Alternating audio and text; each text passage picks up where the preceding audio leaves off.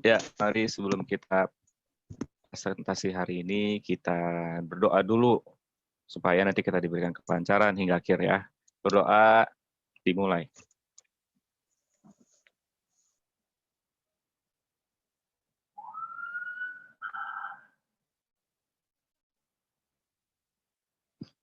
Ya, berdoa selesai. Kita mulai ya presentasi hari ini. Ya, bismillahirrahmanirrahim. Assalamualaikum warahmatullahi wabarakatuh. Alhamdulillahirrabbilalamin. Wabihi nasta'in wala umurid dunia waddin. Wassalatu wassalamu ala asrofil anbiya wal mursalin. Sayyidina Muhammadin wa ala alihi wa sahbihi ajmain. Qala rabbi shrah sadri wa yassir li amri wal uqdatam min lisani yafqahu qawli. Shadaqallahul adzim. Mari pertama-tama kita panjatkan puji syukur kehadirat Allah Subhanahu wa taala, di mana di pagi hari ini kita dapat bersama-sama berkumpul untuk presentasi sambil belajar. Terus juga jangan tak lupa salawat serta salam kita haturkan kepada junjungan kita Nabi besar Muhammad SAW. Berkat bimbingannya lah kita dapat berjalan dari zaman jahiliyah ke zaman terang-terang seperti sekarang ini. Baik, izinkanlah saya untuk memperkenalkan diri selaku perwakilan dari kelompok 2 yang akan presentasi hari ini. Perkenalkan, nama saya Tirta Yuda. Saya mewakili kelompok 2 yang akan membahas tentang pemberdayaan ketahanan keluarga.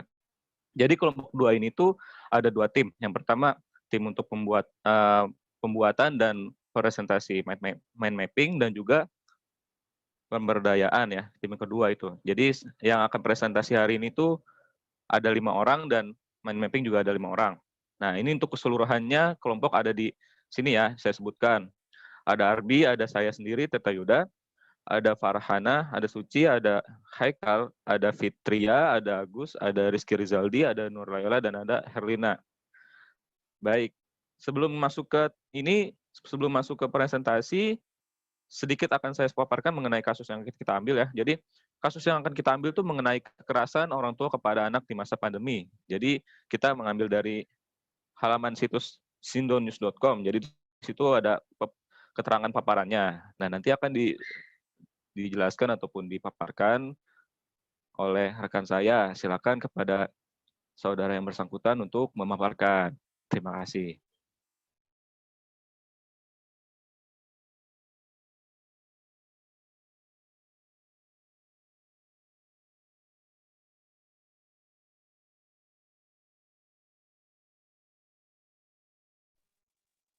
Baik, Assalamualaikum warahmatullahi wabarakatuh. Saya Fitria Kasya Zahra. Di sini saya akan memaparkan kasusnya terlebih dahulu. Merebaknya kasus COVID-19 di seluruh dunia, termasuk Indonesia, memberikan tantangan khusus bagi dunia saat ini. Berdasarkan data Badan Kesehatan Dunia WHO, jumlah kasus COVID-19 di seluruh dunia mencapai lebih dari 30 juta. Dengan angka kematian mencapai 1 juta jiwa. Di Indonesia, data Kementerian Kesehatan menunjukkan kasus COVID-19 sudah lebih dari 250.000 kasus dengan angka kematian lebih dari 10.000 jiwa.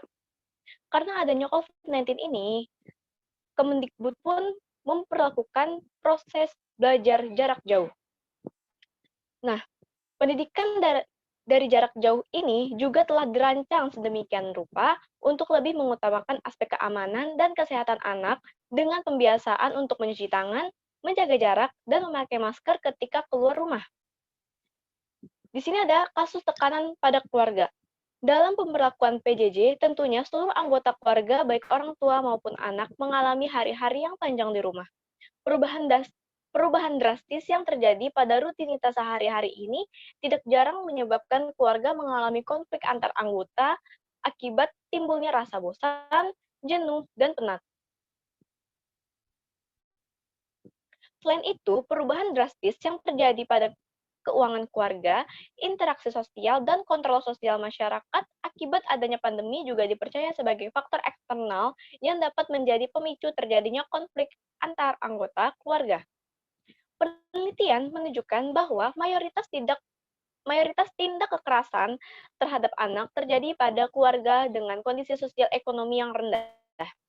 Hal ini terjadi karena tekanan sosial ekonomi seperti terlilit hutang dan kemampuan yang rendah dalam perekonomiannya, menjadi penyebab tingginya tingkat stres pada orang tua. Perubahan pada kondisi finansial keluarga akibat adanya COVID-19 seperti kesulitan mengakses kebutuhan pokok. Jadi tuh contohnya orang tua yang kesehariannya sebelum ada COVID-19 ini berdagang di sekolah, di kantin, dan mendapat uang dari situ, mendapat nafkah dari situ, dan karena dibeli oleh satu sekolah. Karena adanya COVID-19 ini, dan sekolah pun menjadi pembelajaran jarak jauh, akhirnya si orang tua ini yang tadi berprofesi sebagai pedagang di kantin pun berhenti beroperasi di sekolah. Jadi di situ dia udah stop lagi mendapat pemasukannya gitu. Jadi itu menyebabkan kesulitan mengakses kebutuhan pokok. Karena tidak ada pemasukan, jadi dia sulit untuk membeli barang-barang pokok lainnya. Diakini akan semakin memperburuk tekanan psikologi pada keluarga yang dapat berdampak fatal bagi kondisi keluarga. Terus orang tua inilah yang menjadi cikal bakal munculnya amarah, rendahnya tingkat kesabaran, dan tingginya tensi orang tua terhadap berbagai masalah yang muncul. Bahkan tidak jarang ada orang tua yang tidak kuasa untuk mengatasi tekanan emosionalnya ketika muncul masalah kecil di keluarganya. Jadi hanya masalah kecil tapi selalu emosi gitu. Parahnya lagi, anaklah yang sering menjadi korban ledakan emosi sang orang tua. Karena selain anak adalah pihak terdekat, resiko untuk mendapatkan perlawanan balik pun sangat kecil. Jadi kayak orang tua marahin anak itu sebagai anaknya dia gitu. Anak pasti mikir, aduh nih orang tua saya gitu, gak mungkin saya melawannya, gak mungkin saya memarahinya balik, seperti itu. Jadi ekspresi amarah yang berlebihan sebagai solusi pelarian masalah sering ditumpahkan orang tua kepada anak. Ditambah lagi, rendahnya pengetahuan akan strategi pengasuhan tanpa kekerasan fisik dan kebiasaan memberlakukan hukuman fisik dalam interaksi sosial sehari-hari antara anak dan keluarga juga dinilai sebagai faktor eksternal yang bertanggung jawab atas munculnya tindak kekerasan yang lebih serius terhadap anak. Jadi kayak udah sering gitu, anak sedikit salah langsung dipukul, langsung digebuk, langsung dijewer seperti itu. Sebagai contoh, kasus pembunuhan yang dilakukan oleh seorang ibu, sebut saja LH, terhadap anak perempuan kandungnya yang masih duduk di bangku kelas 1 SD di Tangerang. Terjadi pada tanggal 26 Agustus tahun 2020. LH tega menganiaya anak kandungnya sendiri yang masih berusia 6 tahun akibat perasaan jengkel karena sang anak tidak mampu menguasai pembelajaran daring. Ini terjadi karena minimnya kemampuan dalam melakukan pendampingan anak belajar di rumah. LH tidak segan untuk memberikan hukuman fisik yang berakibat fatal pada anaknya. Putri LH tentunya tidak sendiri. Kasus yang dialaminya diyakini sebagai fenomena gunung es, yaitu kasus yang terungkap lebih sedikit dari fakta yang sebenarnya di masyarakat. Jadi sebenarnya udah sering gitu kasus seperti ini, yang seperti si LH ini nganiaya anaknya tuh di masyarakat sebenarnya sudah sering, tetapi hanya terungkap di kalangan media tuh hanya sedikit, seperti itu.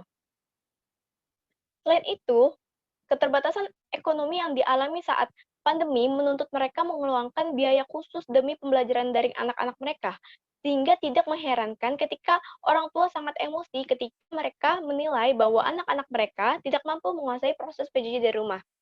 Jadi kan saat PJJ ini, pasti orang tua mengeluarkan uang lebih gitu, untuk kuota anak gitu.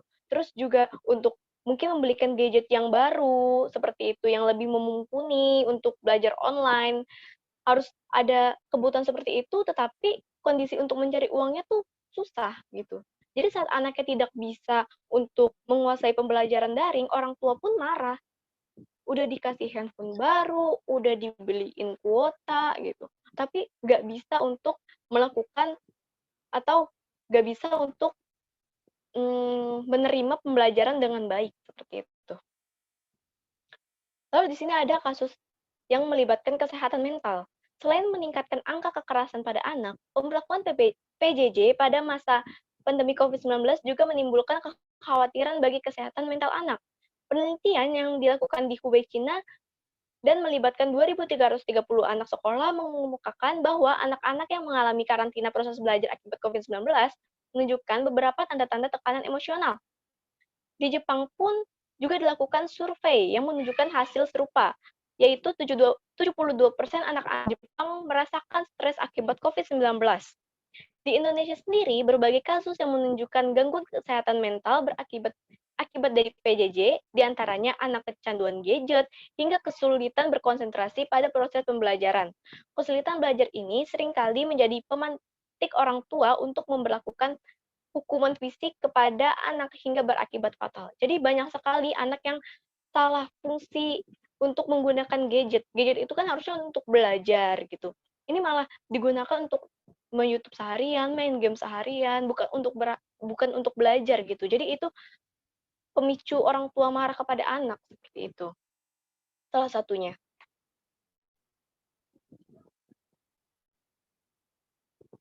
Lalu di sini ada identitas kebutuhan keluarga. Berdasarkan pemaparan kasus tersebut, dianalisis kepada analisis kebutuhan. Yang pertama, kebutuhan yang dirasakan. Perlunya pengarahan, pendampingan, pemberdayaan dari pihak pemerintah mengenai edukasi untuk menyadarkan pentingnya pendampingan anak saat belajar. Oleh karena itu, orang tua sebagai pendamping anak saat belajar semestinya memiliki persiapan baik dari segi mental maupun penguasaan materi yang dibutuhkan oleh anak. Yang kedua, kebutuhan yang tidak dirasakan, yaitu sosial ekonomi. Yang pertama, sosial. Karena adanya pembatasan bersosialisasi secara langsung yang diakibatkan adanya pandemi COVID-19, dan minimnya pengetahuan teknologi oleh orang tua. Oleh karena itu, kurang tersampainya pendampingan dan pembimbingan mengenai teknologi terhadap orang tua. Jadi harus ada pembimbingan dalam teknologi pada orang tua ini gitu. Yang kedua, ekonomi. Karena kondisi COVID-19, orang tua harus mengeluarkan biaya lebih untuk pembelajaran daring, sehingga orang tua terpancing emosi karena sang anak tidak mampu menguasai proses pembelajaran jarak jauh. Selain itu, adanya hutang piutang yang terjadi dalam keluarga yang menyebabkan tingginya tingkat stres pada orang tua. Perubahan pada kondisi finansial keluarga akibat adanya COVID-19, kesulitan mengakses kebutuhan pokok diyakini akan semakin memperburuk tekanan psikologi pada keluarga yang dapat berdampak fatal bagi kondisi keluarga. Selanjutnya akan disampaikan oleh rekan saya.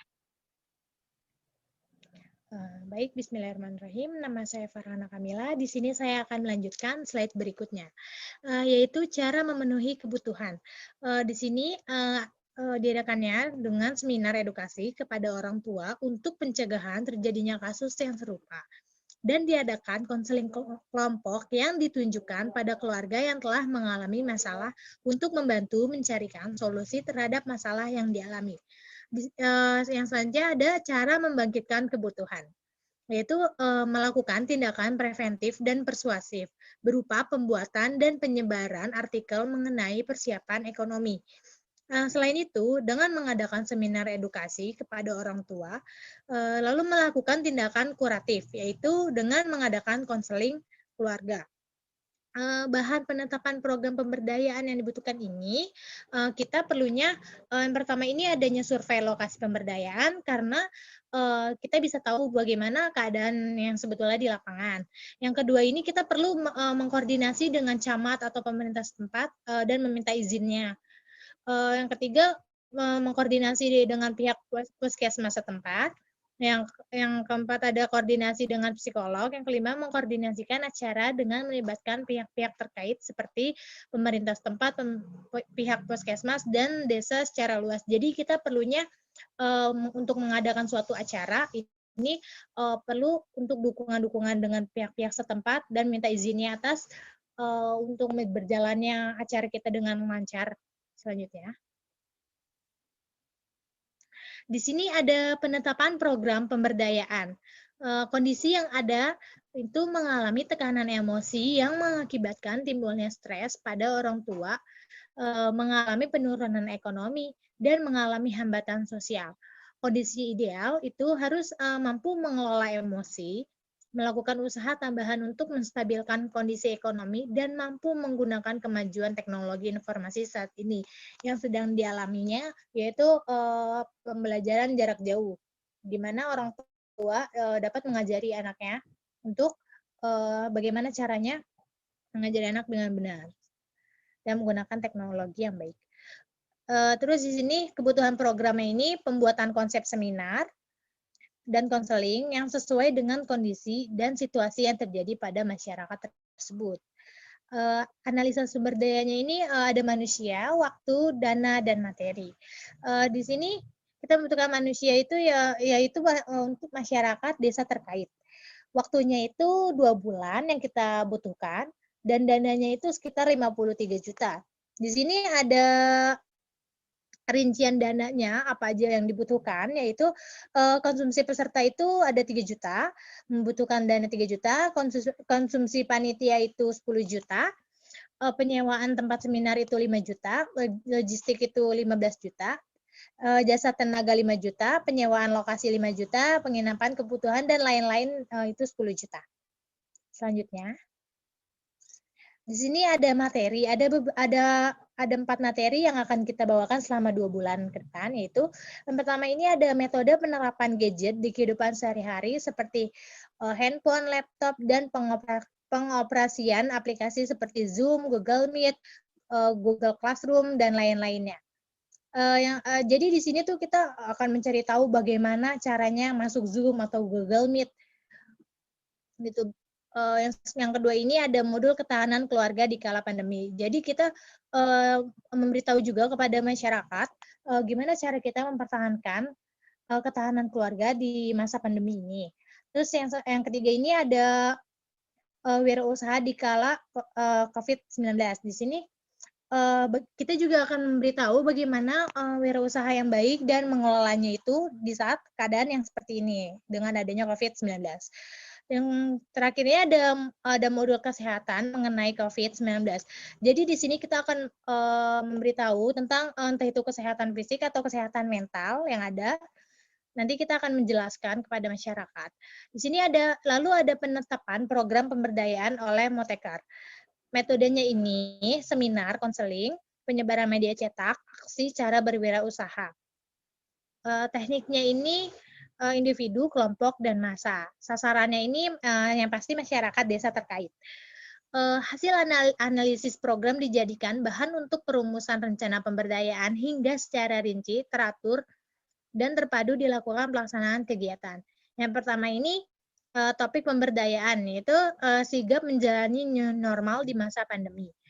Tujuan umumnya ini untuk membantu masyarakat dapat menggunakan teknologi saat ini dan mengoperasikan aplikasi daring, membantu masyarakat dalam mempertahankan ketahanan keluarga, membantu memberikan arahan untuk membangun usaha dan mengelolanya dengan baik di masa pandemi ini. Tujuan khususnya itu mencegah adanya kasus pembunuhan akibat ketidakmampuan orang tua dalam menjalani fase new normal. Jadi kita menghindari kasus-kasus yang tidak baik dalam ketika efek pandemi saat ini. Selanjutnya. Di sini yang keempat ada sasaran yaitu masyarakat desa, tenaga profesionalnya itu konselor dan tenaga kesehatan. Lama penyuluhannya itu 2 bulan. Di sini ada yang ketujuh dari rincian kegiatan. Di sini ada susunan acara minggu pertama itu tanggal 8 Maret 2021. Di sini seperti biasa mulai awal acara itu pastinya ada pembukaan, sambutan kepala desa, sambutan kesehatan, sambutan psikolog, materi dijelaskan yang dijelaskan tentang teknologi, terus ada cara pengaplikasian ya aplikasi Zoom, Google Meet, Google Classroom gitu cara pengaplikasiannya. Di sini akan dijelaskan rincian acaranya di awal. Selanjutnya. Di sini pada susunan acara minggu kedua, di sini mulai acara pertama yaitu tentang materi kesehatan new normal. Di sini ada pemeragaan semprot disinfektan, gimana caranya biar mengajarkan masyarakat itu pemeragaan semprot disinfektan yang benar dan yang baik. Terus di sini kita juga nanti ada pembagian masker, terus ada pembagian vitamin dan penerapan cuci tangan yang baik dan benar biar selama masa pandemi ini. Baik, selanjutnya Di sini tuh acaranya dari pagi sampai jam 12 dan akan dilanjut lagi jam 3. Selanjutnya akan dilanjutkan oleh rekan saya. Terima kasih. Oke, di sini saya Agus Satria Yusuf akan menjelaskan susunan acara pada minggu ketiga. Di mana minggu ketiga ini pada tanggal 5 April 2021 itu diisi oleh psikolog, di mana psikolog ini memberikan materi tentang materi kesehatan mental menghadapi masa situasi pandemi seperti ini. Lalu di situ kita memberikan sesi konseling untuk masyarakat jika mengalami kecemasan yang berlebih ataupun ingin berkonsultasi tentang perasaan emosi yang meluap saat ini gitu, ataupun ingin konseling tentang perubahan-perubahan emosi saat pandemi. Oke, lanjut.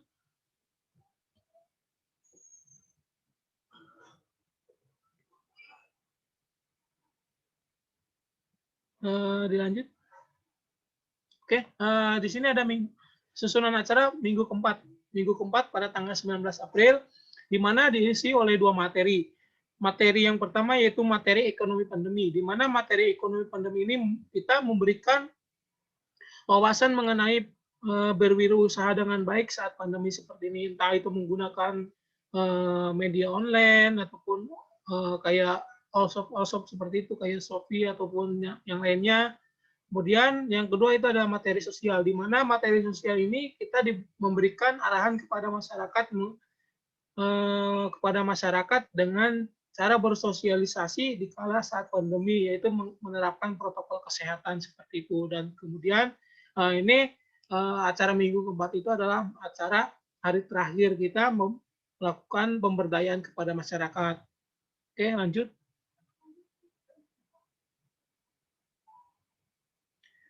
Nah, di sini ada merumuskan perencanaan, di mana perencanaan itu ada tujuan umum. Tujuan umumnya itu kita membantu masyarakat untuk dapat menggunakan teknologi saat ini. Nah, di mana pandemi ini setiap siswa dituntut untuk melakukan PJJ atau pembelajaran jarak jauh, di mana seorang tua juga harus mampu mengaplikasikan teknologi saat ini. Kemudian membantu mempertahankan ketahanan keluarga, yaitu di mana mempertahankan ketahanan keluarga ini membantu untuk mengelola dalam keluarganya atau tetap bertahan di saat pandemi seperti ini, entah itu saling mengerti satu sama lain ataupun yang lainnya. Kemudian ada membantu arahan untuk membangun usaha dan mengelolanya, di mana saat pandemi seperti ini banyak para pekerja yang di PHK. Di situ kita memberikan arahan kepada keluarga untuk membuka atau membuat usaha-usaha kecil di saat pandemi seperti ini. Kemudian ada tujuan khususnya, yaitu tujuan khususnya untuk mencegah adanya kasus pembunuhan akibat ketidakmampuan orang tua dalam menjalankan fase new normal. Nah, seperti yang dijelaskan pada kasus tadi, di mana kita memberikan arahan untuk mencegah adanya terjadi kasus pembunuhan kembali ataupun kekerasan terhadap anak di saat pandemi seperti ini. Nah, di situ kita ada waktu pelaksanaannya itu di bulan Maret dan bulan April di 2021, dan kita melakukan pendekatan dan metode yang digunakan. Lanjut.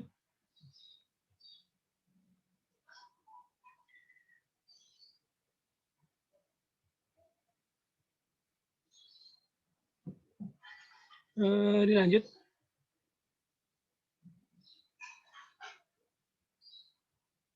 Masih satu lagi, belum. Nah, di sini ada pendekatan dan metode yang digunakan. Berdasarkan karakteristik individu anggota keluarga, nah di situ kita mengelompokkannya dengan beberapa poin. Yang pertama adalah perencanaan pengembangan kualitas masing-masing anggota keluarga.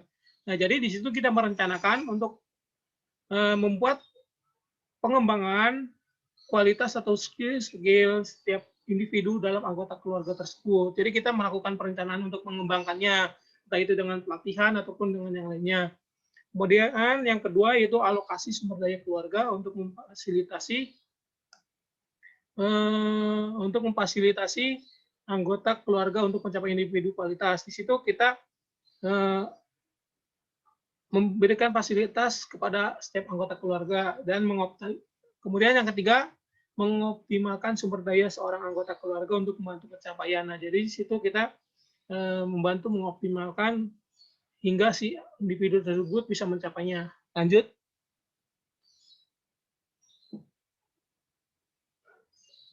Nah, di sini ada perencanaan capaian kualitas SDM. Di situ setiap anggota keluarga harus mengenali potensi dan kemampuan setiap individunya. Kemudian tentukan status prestasi. Nah, jadi si anak ini punya kemampuan di bidang apa nih? Misalkan di bidang matematika ataupun bidang yang lainnya. Kemudian kenali keunggulan dan kelemahan. Jadi setiap kedua orang tua ini harus paham tentang kemampuan ataupun kelemahan si anak ini. Kemudian perencanaan penguatan kapasitas individu yang belum terpenuhi. Jadi misalkan si anak ini belum terpenuhi di bidang apa nih? Nah, si anak bisa diikutkan dengan pelatihan di luar. Seperti itu. Oke, selanjutnya akan dilanjut oleh rekan saya. Baik, selanjutnya akan dipaparkan oleh saya, Herlina. Ini adalah materi masih mencakup dari rincian cara pengelolaan SDM dalam keluarga. Ya, yang pertama, implementasi pembangunan SDM dan peran setiap individu dalam keluarga.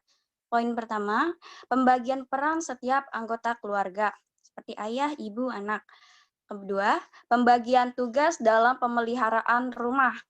Pembagian tugas ini sesuai peran setiap anggota keluarga, seperti ayah menafkahi keluarga, mencari nafkah, terus mengayomi anggota keluarga, terus bagian tugas peran ibu, tugasnya sebagai ibu rumah tangga, terus mengelola keuangan keluarga, kemudian anak, tugasnya belajar yang rajin untuk masa depannya, kemudian membantu orang tua ketika ada waktu luang, membantu orang tua seperti menyapu, mengepel untuk meringankan beban orang tua.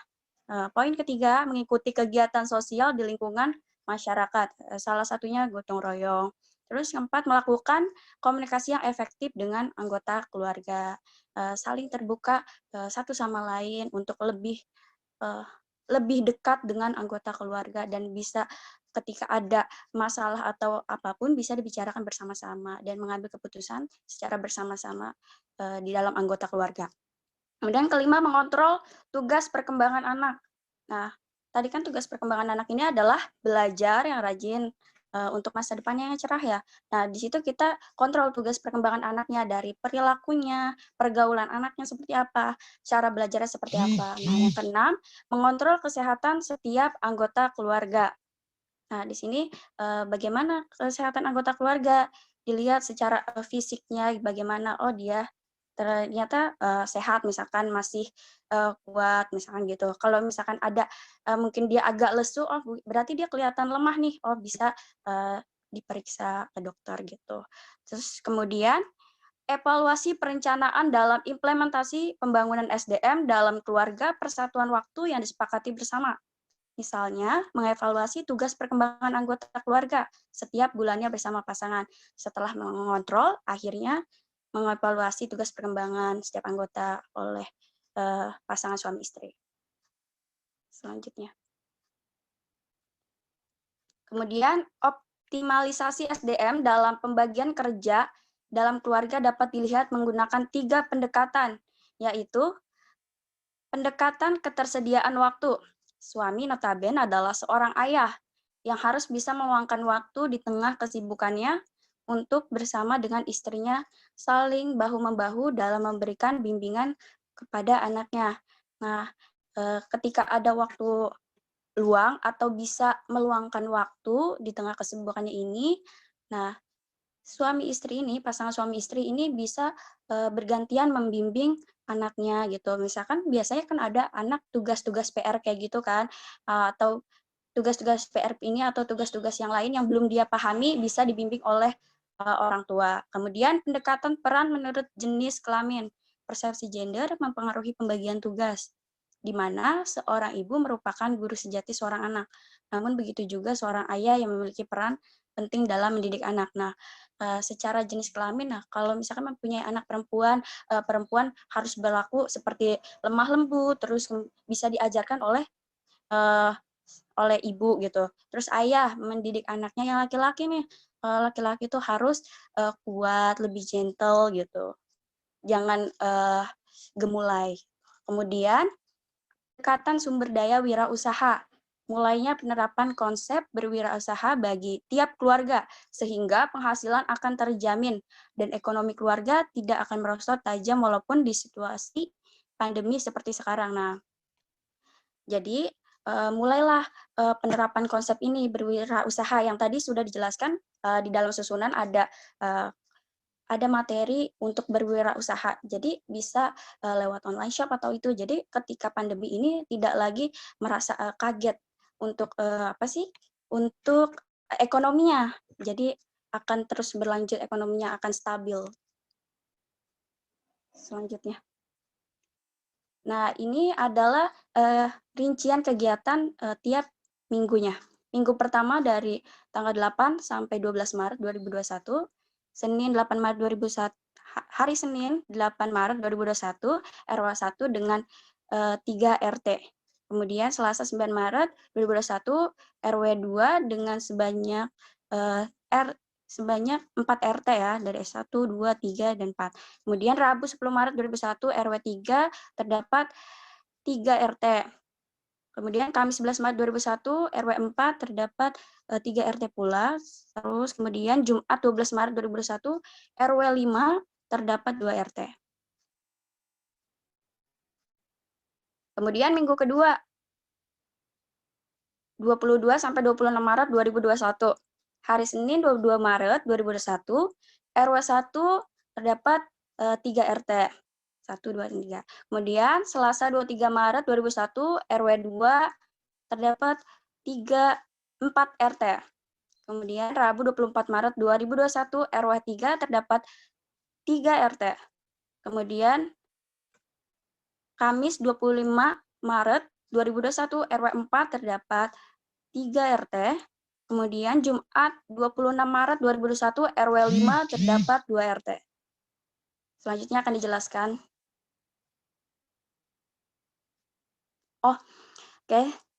Maaf, masih saya. Minggu ketiga 5 sampai 9 April 2021, Senin 5 April 2021, RW 1 terdapat 3 RT. Lalu Selasa 6 April 2021, RW 2 terdapat 4 RT. Lalu Rabu 7 April 2021, RW 3 terdapat 3 RT. Kemudian Kamis 8 April 2021, RW 4 terdapat 3 RT. Lalu Jumat 9 April 2021, RW 5 terdapat 2 RT. Selanjutnya akan dijelaskan oleh rekan saya. Ya, baik. Terima kasih kepada Saudari Herlina. Selanjutnya kita akan membahas di minggu keempat ya. Di sini minggu keempat itu tuh udah dijelaskan sama ada 5 RW dan sudah dibagi antar RT-nya. Jadi ada rangkaian acara dari hari Senin hingga hari Jumat sesuai dengan jumlah RT tadi. Untuk hari Senin RW 1, Selasa RW 2, Rabu RW 3, Kamis RW 4, dan Jumat RW 5 dengan sejumlah RT yang telah disebutkan tadi. Selanjutnya, ya, baik, di sini ada bahan yang diperlukan dari kegiatan pemberdayaan yang kita lakukan sampai sekarang. Nanti akan kita butuhkan yaitu laptop, proyektor, masker, hand sanitizer, alat desinfektan, vitamin C, meteran alat print, zoom yang premium, termogran, wastafel, dan sabun cuci tangan. Oke, ini ada note mengenai evaluasi kegiatan nanti itu kita di sini kegiatannya insya Allah berjalan dengan lancar ya. Jadi apa yang sudah kita lakukan, apa yang sudah kita nanti pemberdayaan, insya Allah berjalan dengan lancar, dengan sebaik-baiknya, tidak ada hambatan ya, seperti itu. Selanjutnya.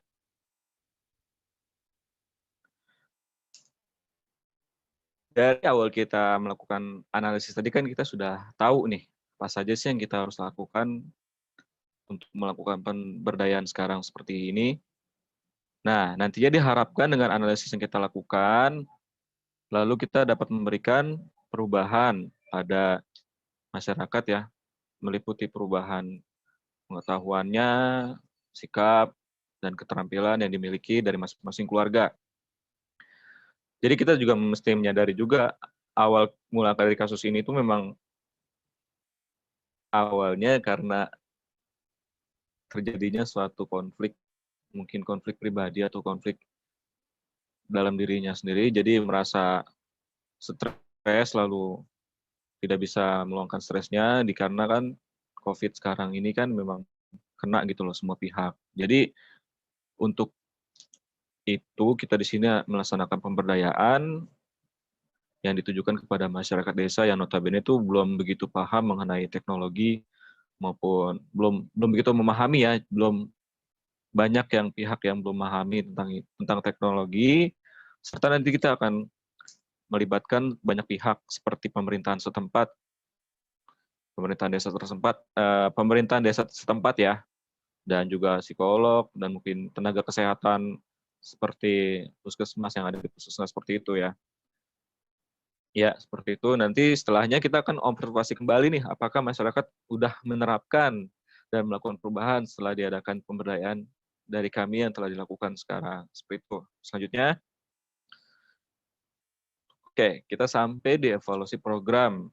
Ya, jadi evaluasi program di sini tuh kita lihat dulu kondisi awal tuh emang awalnya masyarakat yang desa kita kunjungi ini tuh memang kurang memahami dan kurang pemahaman serta penguasaan tentang teknologi, tentunya seperti teknologi gadget, handphone, laptop, dan penggunaan aplikasi yang ada.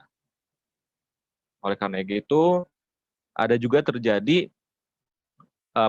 suatu permasalahan yang dikarenakan kurang kestabilan emosi dalam menghadapi anak yang sedang dituntut untuk belajar daring seperti sekarang ini gitu. Jadi orang tua merasa emosi karena tidak bisa mendampingi, terus juga hasil dari tekanan dari berbagai macam arah seperti ekonomi dan lain sebagainya, muncullah perasaan yang tidak enak dan tidak stabil. Nah, apa sih harapan yang kita harapkan gitu untuk kegiatan pemberdayaan ini?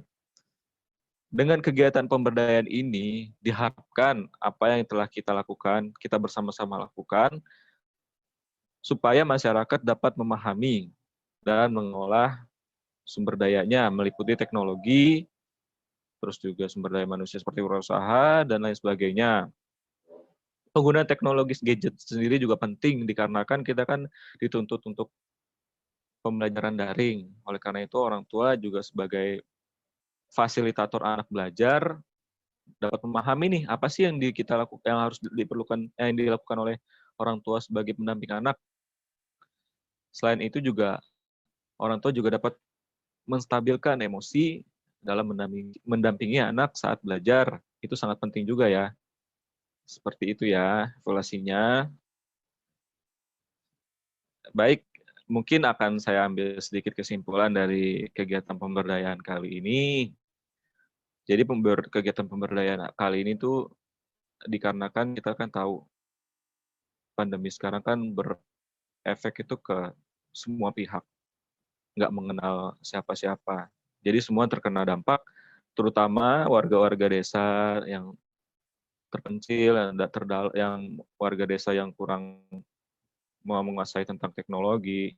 Jadi dengan adanya pemberdayaan ini, mungkin dapat diharapkan kita sama-sama bahu-membahu untuk saling mengingatkan bahwasanya pentingnya menjaga emosi, pentingnya untuk menstabilkan emosi saat pandemi seperti sekarang ini, dan juga makin mengasah kreativitas kita dalam berwirausaha, itu juga penting supaya keadaan ekonomi kita juga dapat berjalan dengan seimbang, ada turun rosot tajam seperti itu sih.